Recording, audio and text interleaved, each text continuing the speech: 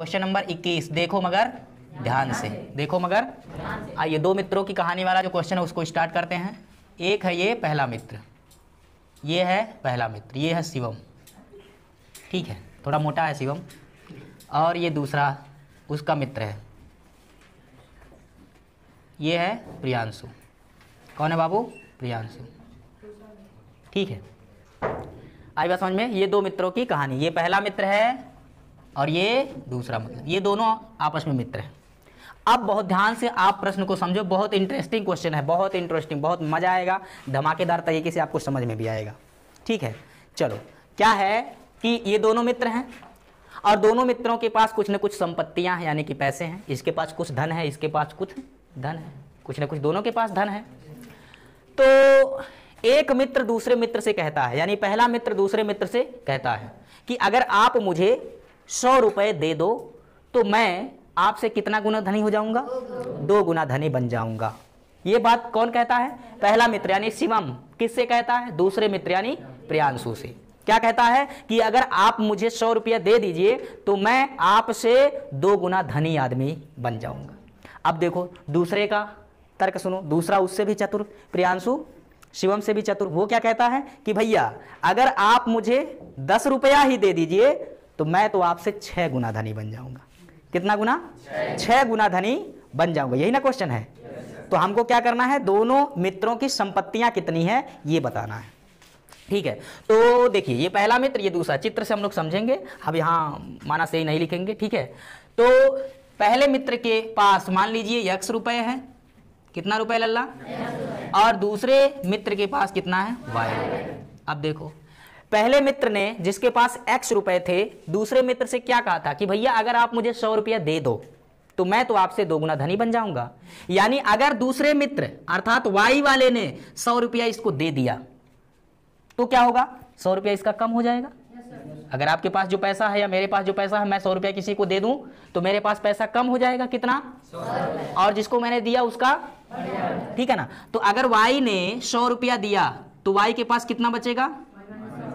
y minus 100। x के पास कितना हो जाएगा?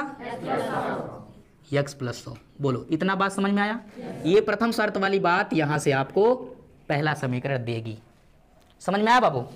अब आइए दूसरे वाले तर्क में बात करते हैं। दूसरे वाले ने कहा कि भैया शिवम अगर आप मुझे 10 रुपया दे दो तो मैं तो आपसे 6 गुना बन जाऊंगा, ठीक है ना। तो अगर सोचो शिवम ने जिसके पास x रुपया था ये 10 रुपया दे दिया y को। अगर इसके पास x रुपए थे, 10 रुपया दिया तो इसका 10 रुपया घट जाएगा, कम हो जाएगा, यानी कि x माइनस। लेकिन प्रियांशु के पास यानी दूसरे वाले मित्र के पास कितना हो जाएगा? y प्लस 10 रुपए। बोलो बात समझ में आया कि नहीं आया? समझ में आ गया सबको? और ये था हमारा दूसरा शर्त और यहां से हमको मिलेगा दूसरा समीकरण। तो बस अब देख लीजिए, यहां से मैं काम करता हूं प्रथम शर्त से। प्रथम शर्त से, प्रथम शर्त में क्या कहा गया? प्रथम शर्त में जो पहले मित्र का धन है दूसरे वाले मित्र का कै गुना? 2 गुना। यानी पहले मित्र का धन कितना? पहले वाले मित्र का धन कितना? x प्लस 100 रुपया। दूसरे वाला मित्र यानी y माइनस 100 का कितना गुना? 2 गुना। तो पहले मित्र का धन बराबर दूसरे मित्र के धन का कितना गुना? 2 गुना। बराबर 2 से गुणा कर देंगे तो ये दोनों क्या हो जाएंगे? बराबर। अब इन्हें हल कर लो। ये हो गया x प्लस 100 बराबर 2 का y में 2y, ठीक है, और 2 का माइनस 100 में। समझ में आया लल्ला? बोलो। अच्छा जी, x ये प्लस 2y इधर लाइए, माइनस 2y, ठीक है ना। और बराबर कितना आ जाएगा? इसको आप उधर ले जाओ, ये माइनस 200, ठीक है ना, प्लस 100 इधर आएगा माइनस 100, या x माइनस 2y बराबर माइनस 200 माइनस 100 कितना आ जाएगा? माइनस 300। ये हो गया आपका समीकरण नंबर 1। या तो आप ऐसे इसको 2y को इधर ही रहने देते तो x का मान y के पदों में आ जाता, ठीक है ना। लेकिन कोई दिक्कत, तो वहां से प्रतिस्थापन विधि द्वारा हम हल कर लेते, लेकिन चलो विलोपन विधि, जैसा भी देखेंगे वैसा बदल लेंगे, ठीक है ना। चलिए अब यहां से पहले शर्त से तो हो गया, अब दूसरे शर्त से बात करते हैं। दूसरे शर्त से यानी द्वितीय शर्तानुसार क्या होगा बच्चों कि दूसरे मित्र ने क्या कहा था? दूसरे मित्र ने कहा कि अगर भैया तुम मुझे 10 रुपया दे दो तो मैं तो तुमसे कितना गुना धनी बन जाऊंगा। यानी कि दूसरे वाले मित्र का धन पहले वाले मित्र का कितना गुना? 6 गुना हो जाएगा। यानी दूसरे मित्र का धन जो कि कितना है? y प्लस 10, ठीक है ना। ये वाला धन पहले वाले मित्र जो कि कितना है x माइनस 10 का कितना गुना 6 गुना के बराबर हो जाएगा।